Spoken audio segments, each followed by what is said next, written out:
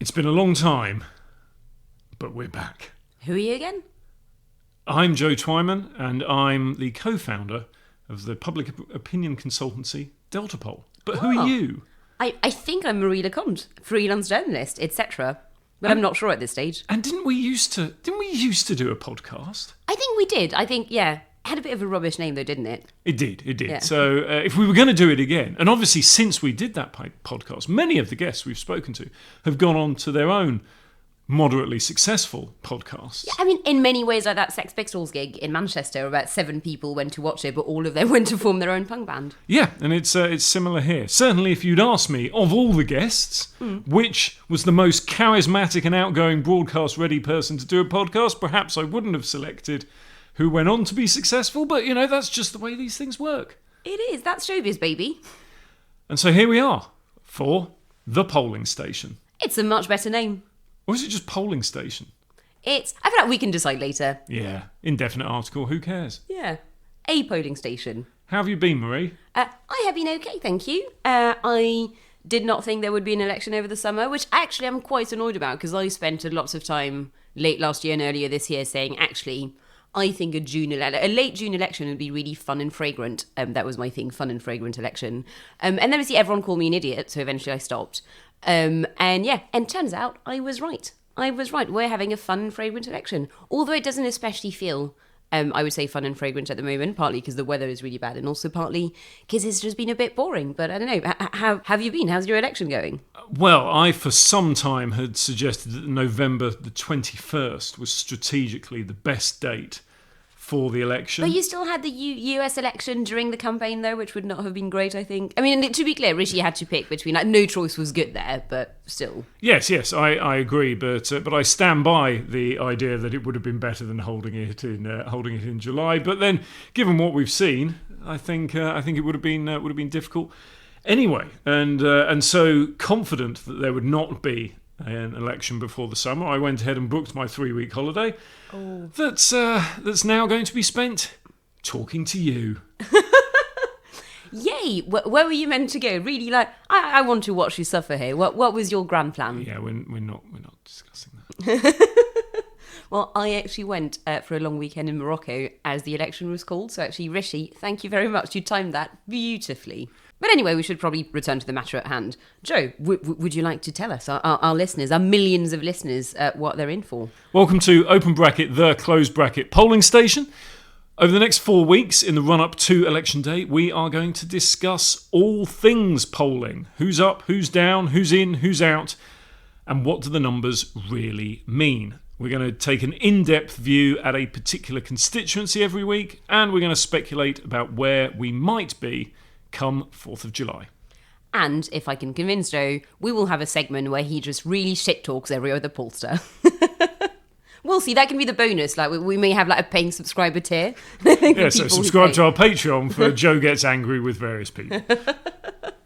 But yeah, so I guess to begin with, what's the story been like so far in terms of the polling? So I do feel like actually it's weirdly been a very polling heavy election, perhaps because actually not much is happening elsewhere. But, there's been a lot of Twitter it's been really funny, I think, pollsters kind of behaving like rock stars and be like, ooh, I've got a sexy little thing dropping in about 2 or 3 hours, honeys. And it's a bit like, it's just going to say the same thing, presumably, that every other poll will. But yeah, so how have you found it so far? Yeah, I'm not a big fan of sort of telegraphing things like that. I can think it can be a bit of fun, but ultimately, most of the polls have not shown much change. And so broadcasting, you have a poll coming out to then show no change is not particularly exciting. When there has been a change, it tends to be an outlier. And as we know, Marie, shouldn't focus on the outliers. But the story of the polling is actually a continuation of the trends that we have seen for a long time. You have to go back to December 2021 for the last time the Conservatives were ahead in any published poll. Oof. And Labour have had a double-digit lead in every published poll since September 2022. So going into this election, in terms of the long-term trend, it did not look good. And Conservatives talk about the fact that things only went bad after Boris Johnson. Simply not true. When you look at the trends, this is something that's set in under Boris Johnson, accelerated under Liz Truss, was then stabilised by Rishi Sunak, but the gap has now been considerable for a considerable period of time. And so the election had to take place at some stage before January, and Rishi Sunak decided, in his wisdom, that July would be it. Which, again, I mean, I don't really understand people saying, that's going to be remembered as the worst error, the Conservatives have ever made. Again, if there's a shit sandwich in front of you that you're going to have to eat at some point, the shit sandwich will always taste bad. So it's tasting very bad at the moment. It's not clear to me it would have tasted any better in November or in January. But so has anything at all shifted anything in the campaign? Like, has there been any point at which you've seen something go, oh, actually, something happened in the world and we've seen it reflected in the data, like for, good or ill for the government? Yeah, I mean, the big story of the polling, not just actually of the campaign, but of the entire year really, has been the rise of reform. And so that is something that was trundling along nicely. And in fact, one of the reasons that it's been speculated that the election was called in July was so that the Conservatives could neutralise the threat of reform generally and Nigel Farage specifically. That's gone really well. Yes, it's been an absolute unrivalled success. The suggestion was that he was set to announce, Farage was set to announce his candidacy for Clacton the week after the election was called, before they knew it was going to be called. Really? So apparently it was all set up to be announced. Oh. When it was announced, he then thought, I'm not going to do it, because his concern was that if he went for it, he really had to win. Yeah. He couldn't be seen to lose yet again in any constituency, because that would be an eighth time. And apparently your eighth loss, that's just a step too far. But the 7 previous ones, that's okay. That's nothing. But I found actually the only argument I found so far in favour of, it was a stupid idea to call it in July as opposed to later in the year, is that the thinking is that Farage actually probably kind of wants to go to the US for the election and wants to do some like Trumpy related stuff. So actually saying, if they call the election later on, so in, October, November, December, etc., Farage would have been in the US palling it up with some of the worst people alive. So would not have been as present. Or, Richard Tice, bless his heart, would have still been a reform leader, and he obviously doesn't have the charisma and the kind of appeal that Farage does, but I don't know. Well, certainly since Farage's return, there has been an uptick in Reform's performance. In fact, we've had one poll just in the last 24 hours showing a crossover point, which apparently is now a term, where Reform pulled ahead, admittedly just by 1 percentage point, pulled ahead of the Conservatives to go into second place. Now, that is obviously psychologically a big deal, even if statistically they're both within the margin of error, so you can't say which one is ahead. And also, it's not good practice to focus on the outlier. And if you look at the broader trends from other pollsters, the gap is larger. Hasn't it happened before as well? I seem to remember that in 2010, I think there were some polls where Labour ended up, as the party of government, ended up coming third in polls. So it's not, I feel like the way people are talking about it, it's like it's literally never happened in the history of the world. But it is a thing, especially I think at the tail end of a very, very long government, that it can happen that at some point in the campaign, actually the government will pull as the third party. Well, certainly Cleggmania in 2010 had an impact. We were so young, we were so beautiful and so innocent. Yeah, the last time a TV debate actually had an impact. But yeah, so it can happen, but it is vanishingly rare. And an illustration, to my mind, of just how promiscuous people are with their voting nowadays. We're going to, coming back briefly to the bits that may have actually changed the polls a bit. So we know that kind of qualitatively speaking, God, one of my least favourite words in the English language, through focus groups and vox pops and stuff, we know that people actually seem to really care about the fact that Rishi Sunak had left the D-Day commemoration early. Is that something that you ended up seeing in the kind of data, or did it not really make a dent at this stage? Yeah, certainly in our data it suggests there was a small movement. I think the reason is sort of complicated. Ultimately, there's the strategic error of thinking, hey, a photo call with the royal family, world leaders and World War II veterans. Why would I want to do that? That was not great. But for me, it was more the momentum that came out of that. And politics is so often, as we've talked about before, it's about broad narratives, the stories that we tell ourselves and each other. And what this particular incident did was enforce the idea in people's minds, in a lot of cases, that Rishi Sunak is just not very good at making decisions, that he is not particularly competent.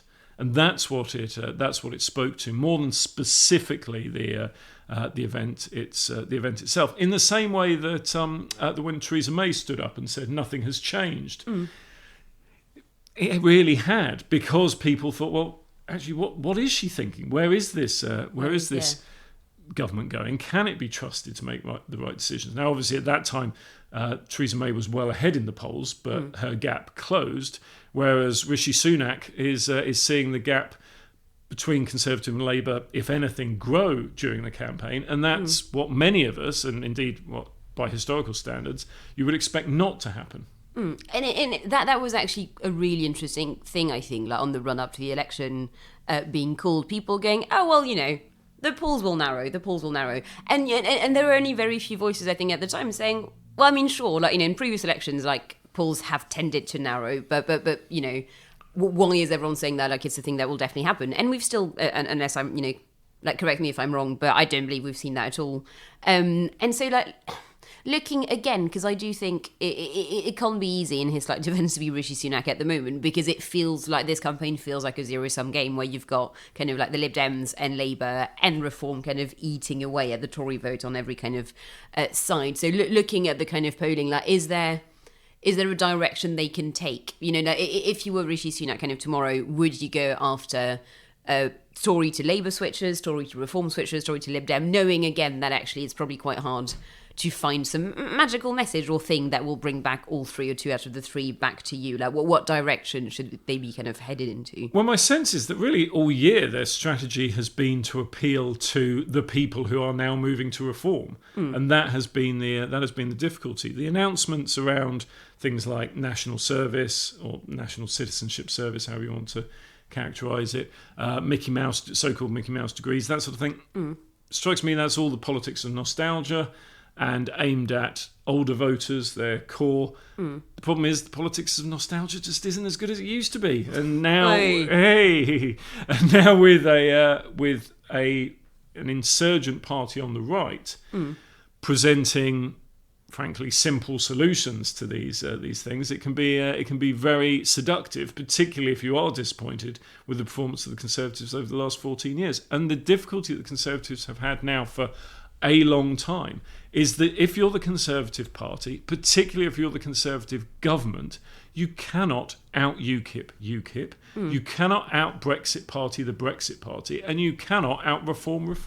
But it's, which I find, and that's just a particular pet peeve of mine, because I think it's something we've seen in France as well, because obviously, like the National Front, the Rassemblement National, sorry, as it's called now, has been kind of, coming second in now like 2 presidential elections, has been polling very well for a very long time, and very consistently what the centre and the centre-right keep doing is being like, well, if we nick some of their policies, we will eat away at their support and they will go away. Has that happened at any time over the past decade, 20 years? Like, no, it has not. And yet they're like, isn't it like Arrested Development thing, I think, of, like everyone who tried this, every single time has failed, but it may work for us. And it is amazing as someone who's French and living in Britain to kind of see it play out on both sides of the channel. And again, with exactly the same result each time. And I'm not entirely sure what will break that spell for the Conservative Party. And, even as someone I think pointed out on Twitter, it is quite funny that David Cameron came back into government right at the point where he could really watch, what happened to his great tactic of calling the referendum so we don't talk about Europe and we see off UKIP forever. Yeah, and it was similar with immigration. The Conservative Party really, at the back end of last year, and particularly at the start of this year, specifically talked up immigration as a way to emphasise a difference between Conservative and Labour, believing that they would benefit from that. In actual fact, in the polling, Labour were consistently ahead of the Conservatives on who would be best to deal with immigration generally, or asylum seekers, or small boats. But actually, if you just gave people the two parties as an option, the winning choice was don't know or none of the above. And into that situation that the Conservatives had created, you then get a resurgent Reform Party who really, in the aftermath of COVID weren't really going anywhere anytime soon. Wasn't it? Because they went a bit mental on COVID as well, didn't they? In that way that I found really funny, because actually, like, and I was never like anti-lockdown or like a lunatic on that stuff, but I was definitely, I think I was sympathetic to some of the arguments saying that actually the lockdowns had lasted too long, which is stringent, etc. But crucially, what I knew at the time was that I was part of a vanishingly fucking small minority of people. Like, the Brits love rules. They love rules so much. So I think having this party, which at the time, and again, you know, we weren't talking about Brexit really anymore, etc., they were just like, well, you know that thing you all loved? We hated it. Vote for us. And amazingly, you know, they pulled quite poorly, I would say, around that point. But yeah. Yeah, I mean, their focus was on anti-lockdown as from an economic perspective, because that certainly for a long time that was Reform's focus, and actually still is for some of them. But that then got transferred to anti-lockdown from a sort of anti-establishment weird perspective around vaccines and things like that, and that was not a vote winner. But what was a vote winner, as is often the case, was a hard line, if vague, position on immigration.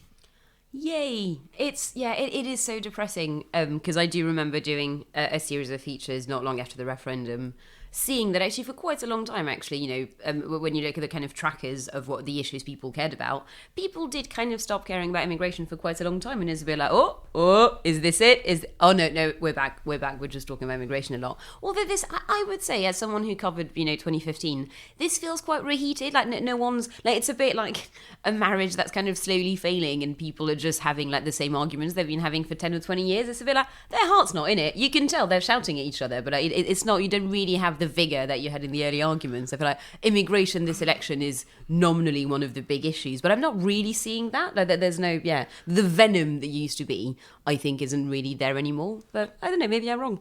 The evolution of immigration was as an issue was interesting, because it did fall back after Brexit.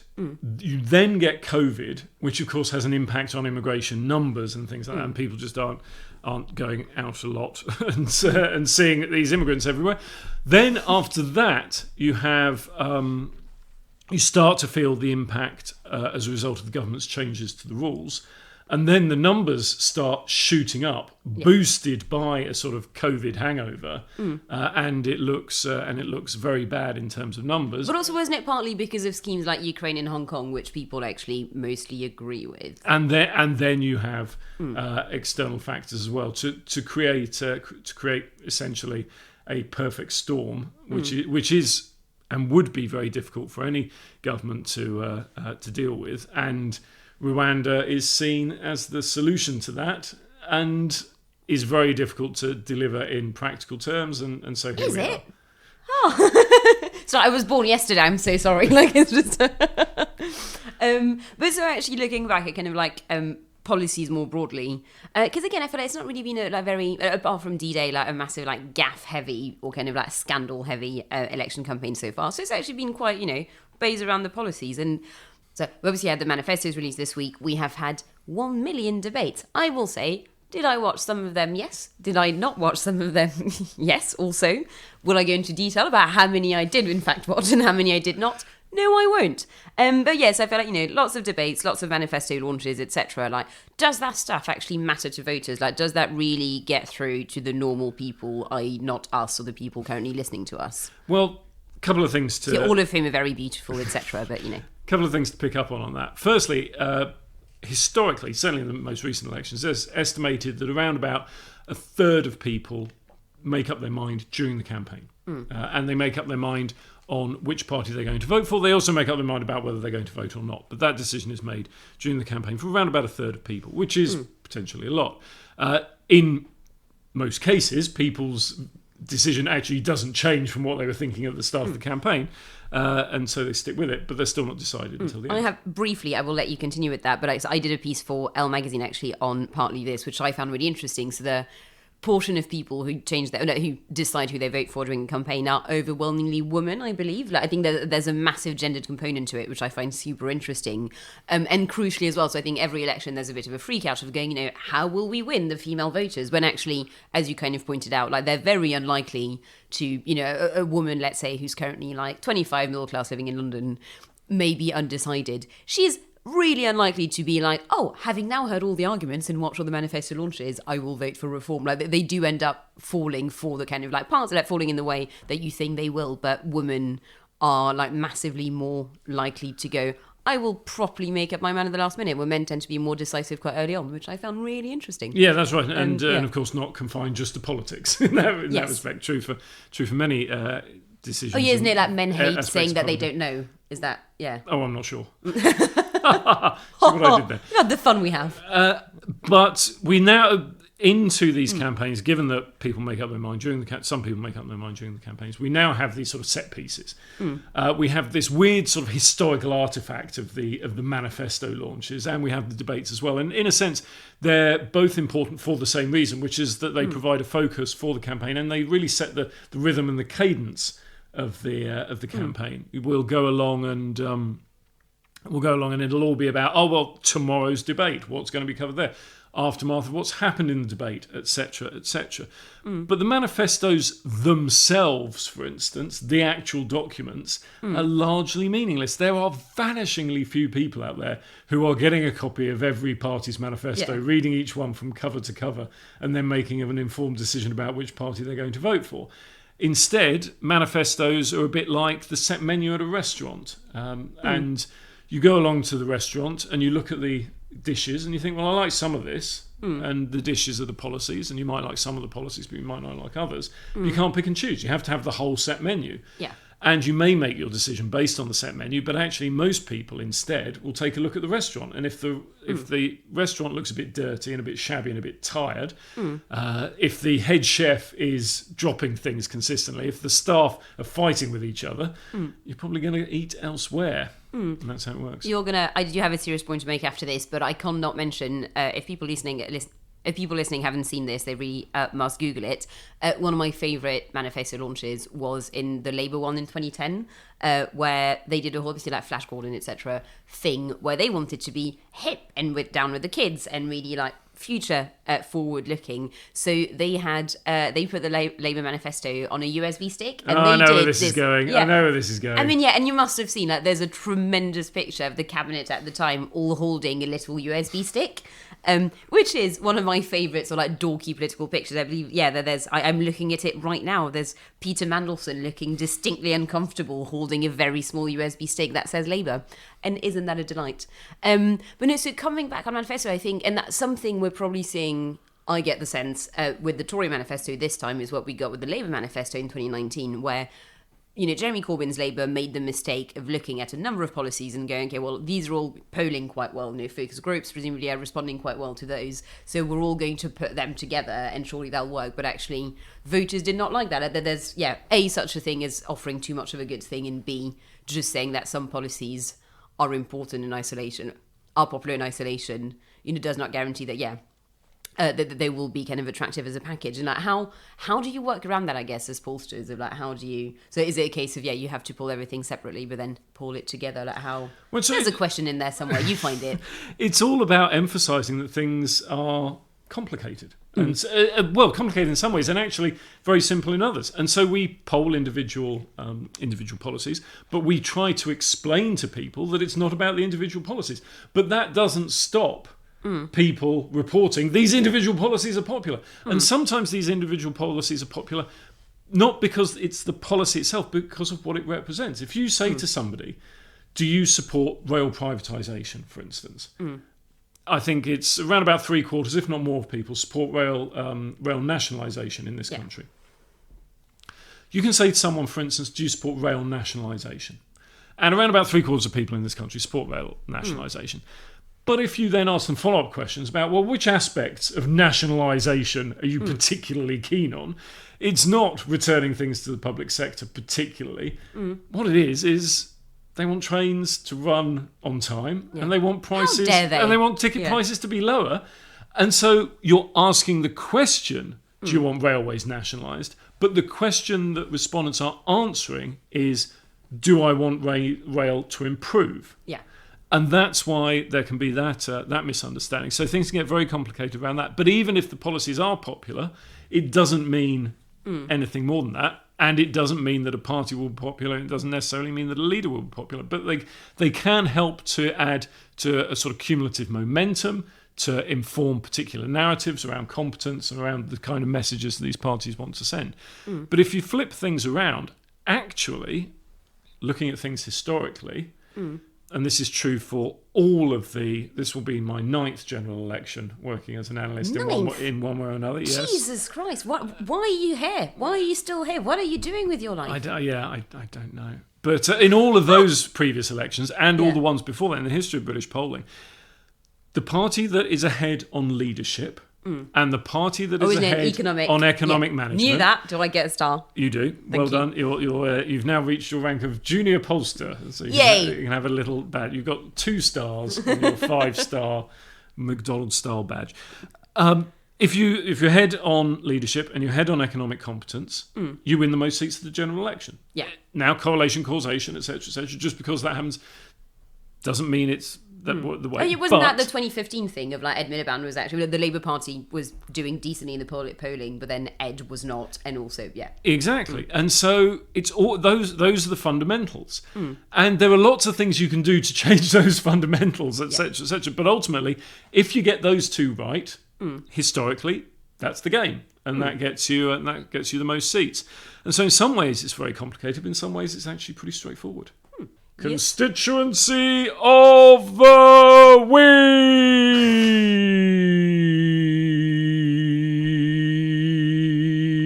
It's been so fun. I must simply go. No. So I nearly did a sort of woo at some point, but then I was like, I'm gonna see how long he goes on for. Then I'd forgotten that you have the lungs of a swimmer, so we could still be here tomorrow. But yeah, so I believe you have a constituency you'd like to talk to us about today, Joe. That's right. Each week we're going to take a particular constituency because we think it's interesting or fun or could provide what the kids are calling a Portillo moment. I actually think this is a bit of a misnomer because I'm old enough to remember Portillo losing his seat in 1997. And the thing about that Portillo moment was it was genuinely a surprise. Yeah. Whereas now Labour are doing so well and the Conservatives are doing so badly. I kind of think that on election night everything will just be of course Surrey Heath went Labour. Whoever thought they'd hold on to that? Yeah, in a weird way, would it not be like a Portillo moment, well, a reverse one in the sense of genuine surprise? Would be a Tory actively winning a seat somewhere, like gaining a seat, and be like, But yeah. So what is today's constituency of the week? I'm going to stand by that. I'm just going to stand by it. What is today's constituency of the week? Well, this month, we're going to be looking at North East, Somerset and Hanham. Oh, that's one Jacob Rees-Mogg, I believe. Yes, that's right. Also, we'd not even prepped that. I just knew that because my life is very sad. Well, it previously was the North East Somerset constituency, but in the boundary changes that have taken place and made everything far more complicated, we have added in a particular area, so it's now North East Somerset and Hanham. And this is, as you say, Jacob Rees-Mogg's constituency. He won with just over 50% of the vote last time around. That's reasonable. The reason I think it's interesting is that, firstly, the constituency boundary changes have made it slightly more conservative, slightly less Lib Dem. But actually, it was Jacob Rees-Mogg who really benefited from a split in the Labour Lib Dem vote last time. And I think this is an interesting constituency because given everything that's gone on, I think it's perfectly possible that Jacob Rees-Mogg could lose his seat. But at the same time, it's also perfectly possible that he could sneak through on, let's say, 35% of the vote because Labour and the Lib Dems get things muddled up and but that's really interesting because I feel like we've been, and I'm sure we'll do that, and I'm sure we'll talk about that in future episodes, but I think tactical voting looks to be like one of the big stories of the election as well. Maybe The face you have just made. It's Okay, but always meant to be the big story of the election. but it does. What was it in 97? Famously, it did. Like, I remember how many more seats Labour got, but yeah. We can talk about this in a later episode. I think they call that foreshadowing, don't they?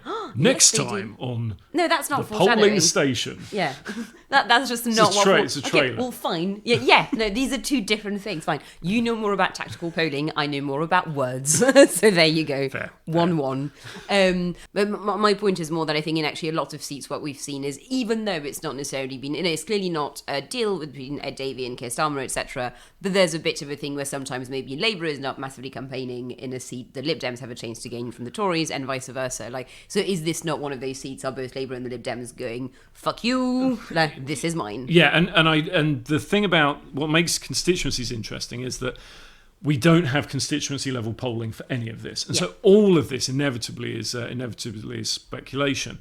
And what we can look at is where the Lib Dems are pushing, and they are pushing in the southwest. They're trying to pick up a lot of the seats they lost in 2015 when David Cameron, against expectations really, came along and swept up so many of those Lib Dem seats. Yeah.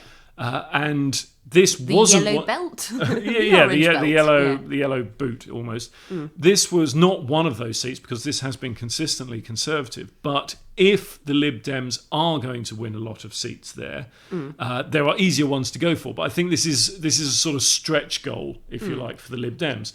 And I imagine as a result, Labour will sort of sit back because they need all the parties have finite resources, and they're probably thinking there's easier seats for us to win in other areas of the country. That makes sense. Is there, like, there's a bit of a symbolic thing as well. Like, Jacob Rees-Mogg is definitely one of, I think the big images. I think a lot of people who are, either former Tories or never liked the Tories, like Jacob Rees-Mogg is really one of those symbols of the kind of like 14 years of, Jacob Rees-Mogg is really like the symbol of like the last few years where, cabinet appointments ended up scraping the barrel somewhat. Maybe this is just my view. Who can say? But yes, I do, in the same way that IDS, I think, in Chingford for quite a long time was a Labour target, not really because it was entirely winnable, but because it was Ian Duncan Smith, etc. So I feel like Jacob Rees-Mogg as well, that strikes me as that's quite the price to win if you can get Jacob Rees-Mogg out of Parliament in Somerset. Yeah, exactly. I think that will, if it does happen, it will be a big headline of the night because of what it says about the fall of the Conservatives, because of what it says about the resurgence of the Lib Dems, because of what it says about the changing political geography of the country. And so that's why it's our constituency of the week. Oh, no, don't do it again. No. Swear to God. I will leave, and that is not an empty threat. One policy that polls particularly well with podcast hosts is liking and subscribing. Marie, do you like and subscribe? That was so hammy, I hated it with a passion. That will we come back for 3 more episodes? I am no longer certain we will. Oh, well, I was going to say, at least I didn't make the joke about taking a look at tomorrow's papers. But that was great, though. But apparently, no, I just can't win. But you know what would win, Marie? Go on, Joe. Liking and subscribing. Amazing. Okay, fine. Please like and subscribe to at least shut him up. This is, I have to do this for 3 more weeks. And also leave a review because I'm always interested in the qualitative element of these things. No, same. And it helps people find this podcast. And if you've enjoyed what you've heard today, then please tell your friends and all leading broadcasters so we can get a job on election night.